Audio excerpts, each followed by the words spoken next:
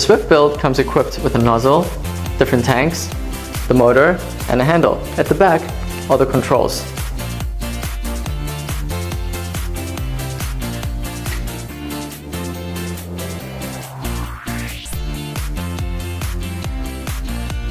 It comes with different tanks so that each color can have its own tank, and you can also store your resin in it.